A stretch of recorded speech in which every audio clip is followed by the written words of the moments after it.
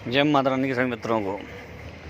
दोस्तों, समय समय पर हमारे मित्रगण जो जुड़े हुए हैं, शिष्य वगैरह सब जुड़े हुए हैं, जो वो तरह तरह के अपने अनुभव, अपनी कहानियाँ डालते रहते हैं, तो बड़ा मज़ा आता है। और आज कमल जी ने भी कुछ बताई कि उनके गांव में कुछ नेगेटिव शक्तियाँ उनको परेशान करती हैं। और मतलब कल मयूर जी ने कुछ बताया था, प्रतीक जी ने कुछ बताया था, परसों आशीष जी ने बताया था। मतलब एक आध दो कहानियाँ रोज़ मैं देख रहा हूँ, जबकि डालने वाले तो बहुत कहानियाँ डालते होंगे, पर मैं जो देख लेता हूँ वो मुझे मालूम है। तो आज मैं पुरानी कहानी में डाल दे रहा हूँ, एक जो मैंने आज देखी है, वो काफ़ी समय पहले से उन्होंने डाल रखी है, और ये काफ़ी इंटरेस्टिंग लगी मुझे, क्योंकि खुद मुझे रेल का सफ़र बहुत अच्छा लगता है। और मैं शांति से एकांत में रेल के सफ़र में खिड़की के किनारे बैठ कर के, और रात में चलती हुई लाइटें, जो लाइटें रात गाँवों में, रात गाँवों की लाइटें दिखती हैं रात में चलती हुई, बड़ा प्यारा लगता है वो दृश्य, बड़ा बड़ा मनोरम लगता है। और बीच का मौसम हो, ना ठंडा हो ना गर्म हो, अपने उस मौसम में खिड़की किनारे बैठ के रात में, और फिर नज़ारे लीजिए, मद्दी मद्दी ठंडी ठंडी हवा, और वो लाइटें दूर से चलती हुई, कभी पहाड़ी आ जाती है, कभी कोई पुल आ जाता है, कभी नदियाँ आ जाती हैं, तो बड़ा मज़ेदार दृश्य होता है। जिन्होंने घटना भेजी कि उनका पक्का नाम याद नहीं आ रहा है, उन्होंने भेजी थी, पढ़ी तो मैंने आज ही है। हाँ, आशीष नाम था उनका,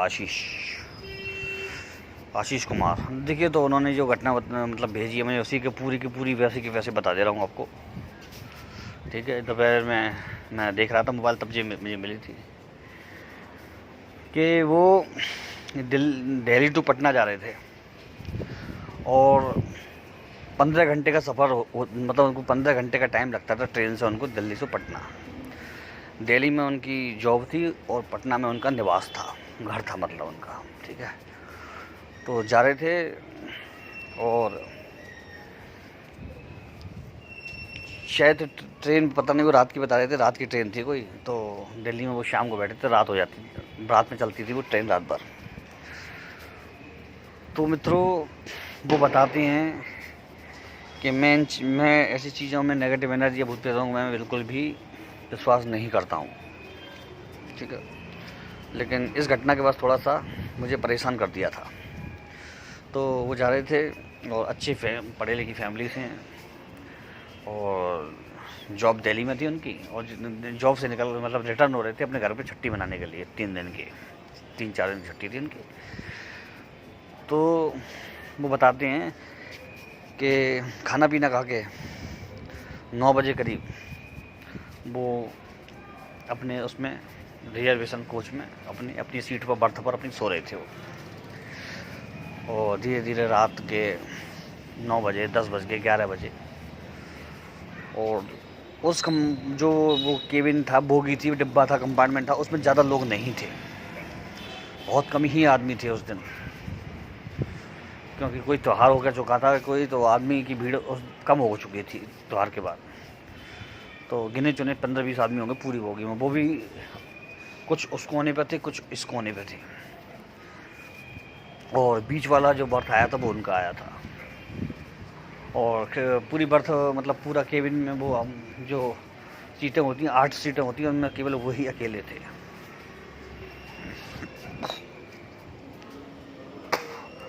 और मौसम, बीच का मौसम था ठंडा ठंडा,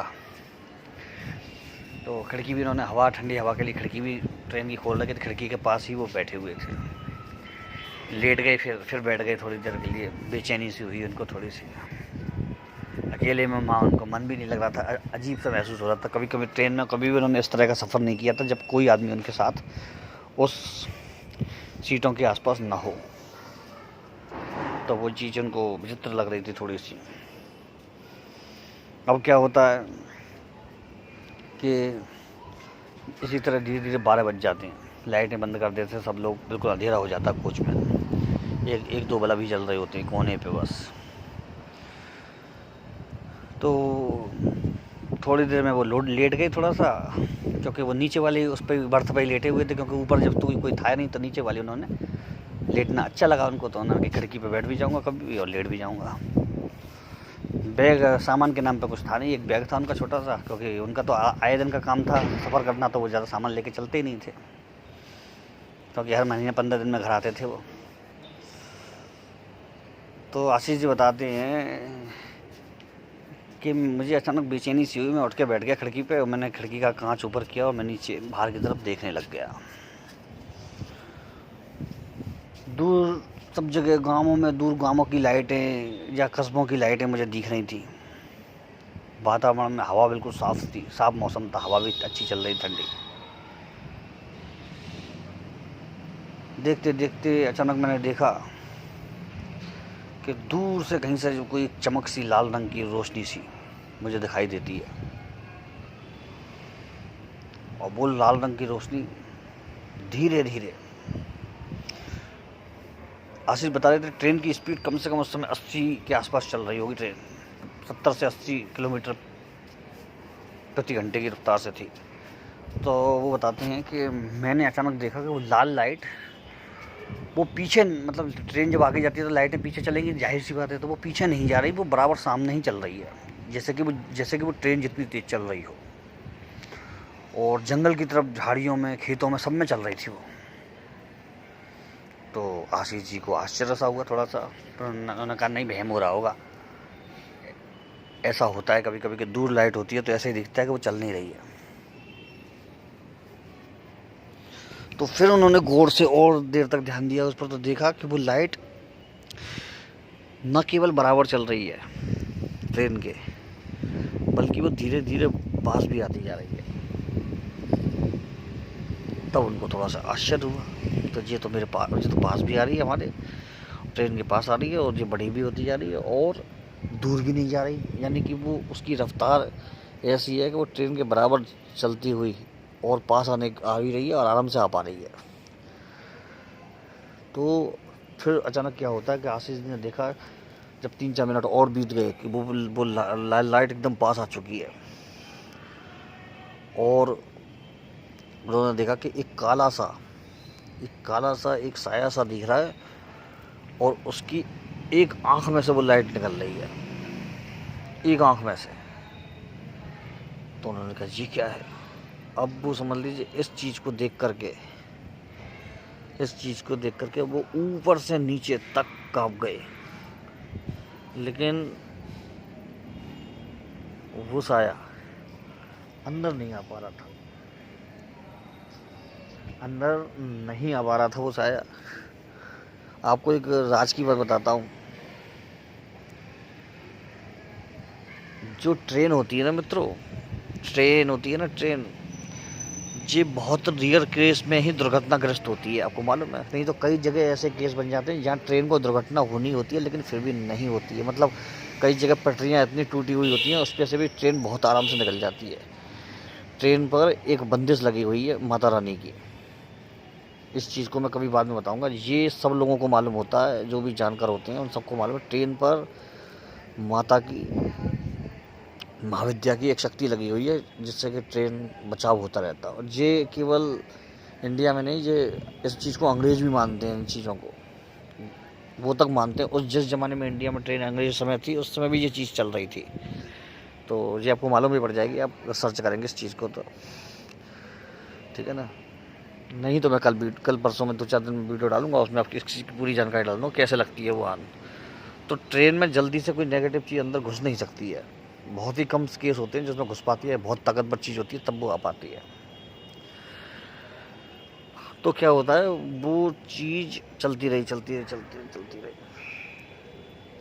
तो साया वो थोड़ा सा बड़ा हो गया, और ऐसा लग रहा था कि जैसे ट्रेन चल रही है बीच की पटरी पे। 3 पटरियाँ थी उस समय जहाँ पर ये हादसा हो रहा था। तो बगल वाली पटरी पे ही वो साया चलने लगा, एकदम बगल में आकर। और उन्होंने लोहे की खिड़की गिराई और कांच की खिड़की गिरा दी, और बंद करके वो घबराते हुए इधर उधर देखा। उन्होंने बाहर निकल के थोड़ा सा, मतलब क्यू में जो चलने की गैलरी होती है, तो उसमें जाकर के सब आदमी सो रहे हैं बिल्कुल शांति से। जो उधर के कोने के आदमी वो भी सो रहे हैं, और दूसरे कोने पर आदमी है वो भी सो रहे हैं। सब कुल 15-20 आदमी होंगे उसके पूरे कंपार्टमेंट, डिब्बे में, पूरे कोच में। तो उनको पास गए, वो चलते हुए वहाँ तक गए, आदमी सो रहे थे तो उन्होंने देखा सब सो रहे हैं बिल्कुल, कोई भी बात भी नहीं करता, जग भी नहीं रहा, तो वो बेचारे लौट के आ गए वापस। लेकिन हिम्मत बन गई कि हाँ आसपास कोई आदमी है, और उन्होंने बैग लिया और उन्होंने कही किसी का कोई और तो चीज़, सब सीट खाली पड़ी है, कोई है तो नहीं, तो अभी जा करके थोड़ा सा उन लोगों के नज़दीक जाकर बैठ गए वो थोड़ा सा, ठीक है ना, क्योंकि आदमी डरेगा तो फिर यही करता है। तो ट्रेन बाकायदा उसी रफ्तार से चल रही थी, लेकिन उनके दिल में एक डर बैठ गया था, क्योंकि उनका पाला कभी चपड़ा नहीं था ऐसी चीज़ों से, वो मानते भी नहीं थे ज़्यादा। तो उनको थोड़ा सा ये क्या थी, यूँ करके माहौल मिल गया, ये क्या चीज़ थी। तो अचानक उनको आवाज़ सी आती है धड़ाक से, जैसे कि, क्योंकि वो जाके उन लोगों के बगल में बैठ गए थे, कोने में जो सो रहे थे, तो जाहिर सी बात है वो कोने पे आ गए थे। धड़ाक से उनको आवाज़ आती है जैसे ट्रेन का गेट खुलता है, दूर जोर से ताकत से किसी ने खोला। तो उन्होंने कहा इस समय ट्रेन में कौन ने गेट खोला, बाहर झांकने के लिए, क्या करने के लिए। तो उनको थोड़ा सा शक हुआ, तो उन्होंने देखा कि अचानक एक आदमी 6.5 7 फुट की जिसकी हाइट थी वो अंदर आता है। उसने काला कोट पहन रखा था, पैंट पहन रखा था, और सिर पे कैप लगा रखी थी उसने। और अंदर आकर के उसने उनको देखा गौर से, हल्की हल्की उसकी दाढ़ी थी और रौबदार मूंछ थी ऊपर उठी हुई, और खिरदरा दरदरा चेहरा था उसका, दाने वाला। और वो सामने जाकर के दूसरी तरफ उनके सामने जाकर बैठ गया बिल्कुल। वो दूर नहीं गया उन आदमियों से, बिल्कुल उनके पास ही, जहाँ वो बैठे हुए थे आशीष जी, उसके सामने जाकर के बैठ गए दूसरी वाली उस पर लाइन में। और गौर से आशीष जी को लगातार देखे जा रहा था वो।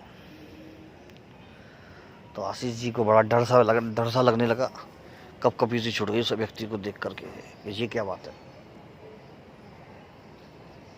और ये देख करके आशीष जी कब कभी छूट गई, और उनकी हिम्मत नहीं पड़े कि उस आदमी से पूछ लें कि आप कौन हो, कहाँ से आई हो।